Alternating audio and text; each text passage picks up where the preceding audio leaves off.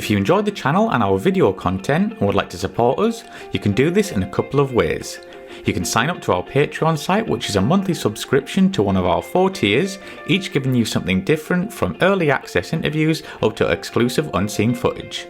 There's also the option of a one-off donation via PayPal, which allows you the option to donate an amount of your choice. Both options really help to keep this channel going and to continue putting out regular content for you good folk. So please take a look at aircrewinterview.tv/donate, and I thank you in advance. Thank you and enjoy.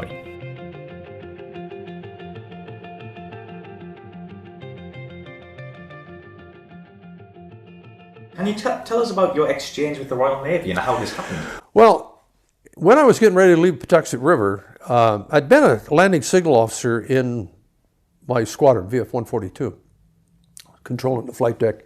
And I liked doing that, but they were going to send me to the Saratoga on the East Coast. And Saratoga, I didn't like the way they did the LSO platform on that. And I was going to be CAG LSO for CAG 6 or something, or CAG 5.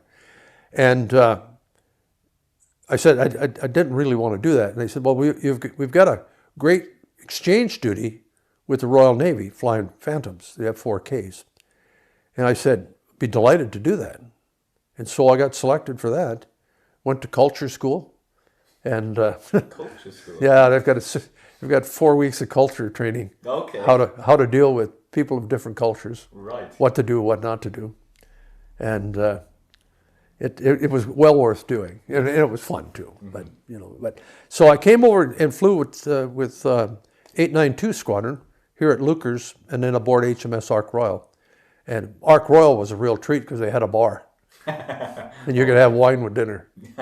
So what are the main differences between the US Navy and the Royal Navy?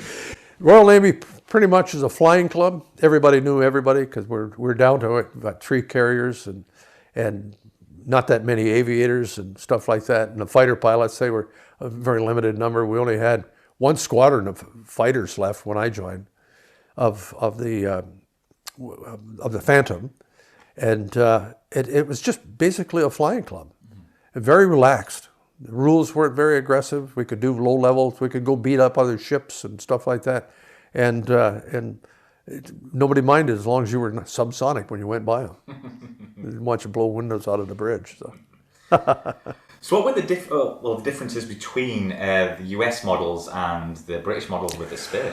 Well, what I felt more than anything is that the Spey engine, because it's a fan engine, really wasn't good for the Phantom because it made the airplane more difficult to land on a carrier because you'd put on power and it would hesitate and it would come on. And you always seemed like you were choo-chooing. You were putting too much on, taking too much off. Also because the Phantom had boundary layer control. We blew high pressure air over the flaps. That gave us more lift and allowed us to fly slower. But when you put power on, you got more lift. You took power off, you got less lift. So with the fan engine, that inherent delay just seemed like it aggravated the smoothness that you had. With the American Phantom, you could trim that thing up, just trim it and just walk the throttles, and it was absolutely beautiful on the carrier. Especially at night, it was just took a lot of the sweat and worry out of landing the carrier at night. So how did carrier operations differ to the US? Well, it kind of, when they made up their mind they were going to fly in the Royal Navy, they were going to fly come hell or high water. And I spent more time holding because we launched on the second flight, and the first flight couldn't get back on board the ship, or I was in the first flight and I couldn't get back on board the ship because there's something wrong with the ship. And they would just, once they decided they were going to do that, that was it. Another thing that was really fun is we had cocktail parties when we pulled into port with the Ark Royal. We'd have all these people would come on board, and it was a gas. And the rest of it, in terms of how we flew, pretty much the same. Pretty much the same. The tactics, pretty much the same. We did more air to ground and more low level in the British Phantom than we did in the American Phantom. And that's because of the weather patterns here in Scotland and Europe and so forth. And in their area where they're going to have to do if they were doing something in East Germany or someplace like that, the weather factor, the weather tends to be lower.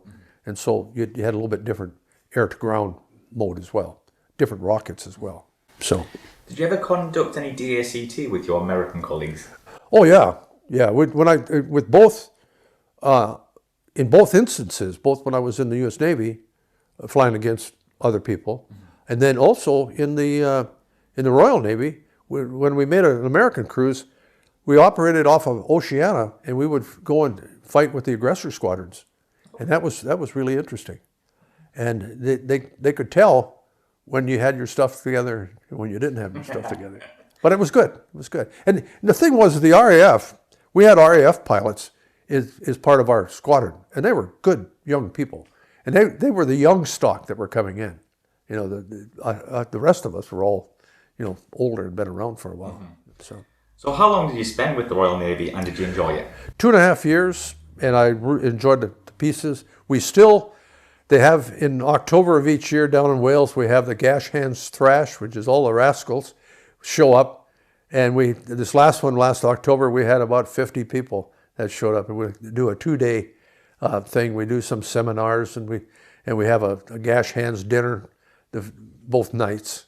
And it's good fun.